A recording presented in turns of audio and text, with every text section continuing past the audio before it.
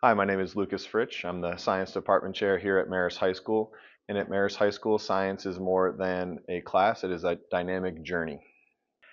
In our science department, students don't just learn about the world, they learn how to understand it, question it, and shape it.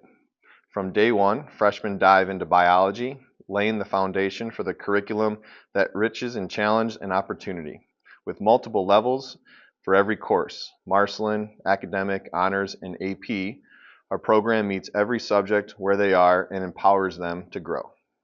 Whether it's exploring chemical reactions in chemistry, investigating the laws of motion in physics, or unlocking mysteries in forensic science, students engage in hands-on labs, real-world problem solving, and collaborative learning every single day.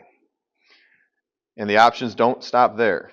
Electives like environmental science, anatomy, and astronomy let students dig deeper into their passions, all while using the latest technology to enhance their skills and scientific thinking. At Marist, we're proud that so many of our students graduate with more than the required credits because they chose to keep exploring. This is a 21st century science education at its best, rigorous, relative, and rooted in curiosity.